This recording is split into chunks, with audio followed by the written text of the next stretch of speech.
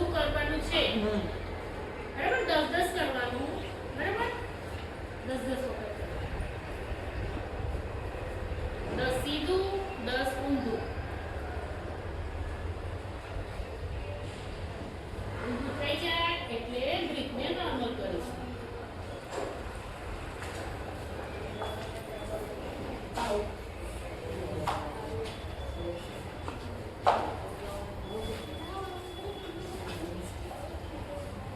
હવે હાથ સીધા રાખીશું મેડમ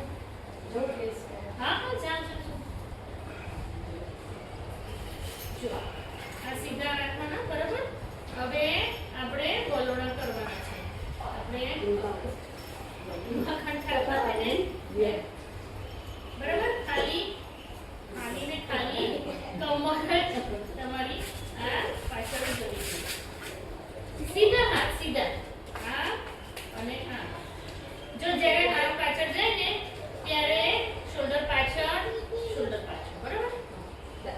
તીર નથી છોડવાના ફ્રી રહીને વલોણા કરો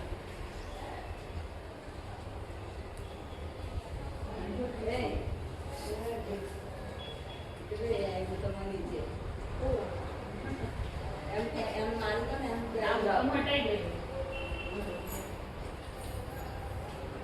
એવી બધી ચલો રિલેક્સ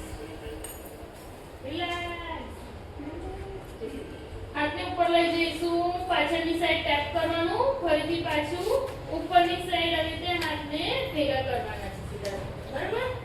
જો હાથ આવી રીતે રાઉન્ડ કરીને પાછળ ટેપ બરાબર ટેપ જમીન પર ટેપ હા હવે હાથ ઉઠાવો અને હાથને ઉપર નમસ્તેની પોઝિશનમાં લાવો ફરીથી ટેપ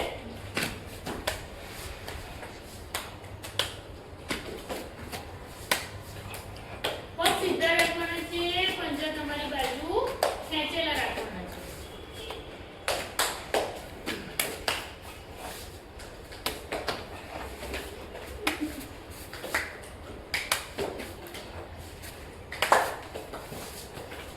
રિલેક્સ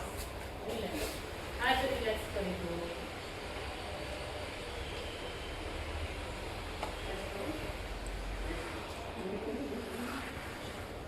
હાથને આવી રીતે પકડી લેવાના અપ થઈશું હોલ્ડ કરીશું હોલ્ડ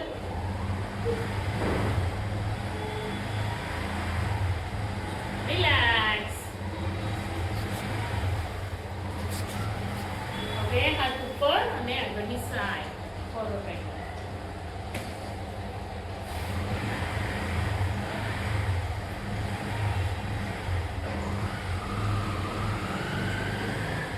હવે પગ સીધા કરતો સીધા કરી દઈશું અને હાથ સ્ટ્રેટ રાખવાની છે બેક સ્ટ્રેટ રાખવાની છે અને બટરફ્લાય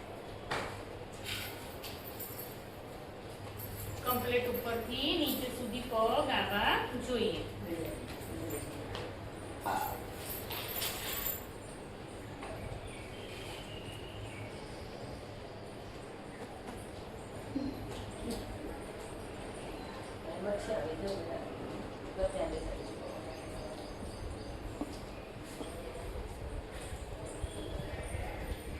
ફટાફટ કરો ફાસ્ટ વાળું બટરફ્લાય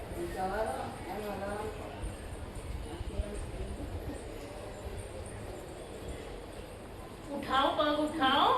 હા સાચી વાત છે નહીં ઉઠતા પગ અહીંયા પથ્થર જેવું જામી ગયું છે બે બાજુ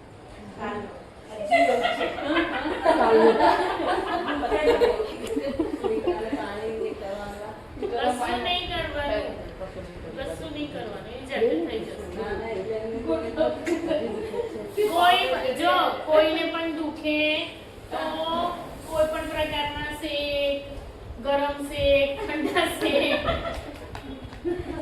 એવું બધું કઈ જ નહીં કરવાનું રિલેક્સ કરવાનું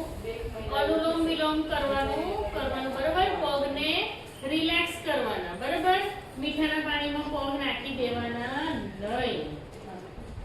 આ બધું થશે ને, જો ઇન્ચીસ લોસ થશે, બરાબર, ઇન્ચીસ લોસ એટલે શું, આપણી ચરબીના થર જામી ગયા છે ને, તો એ ધીરે ધીરે ચરબી ઓછી થશે, વજન ઓછું નહીં થાય, કારણ કે આપણું શરીર છે ને સ્માર્ટ છે, એટલે જ્યાં જ્યાં ચરબી ઓછી થાય ને, તો આપણે તો ખાવાનું આપણે બંધ કરીએ તો એ ચરબી ત્યાં જે ખાલી જગ્યા થાય ને ત્યાં જતી રહે,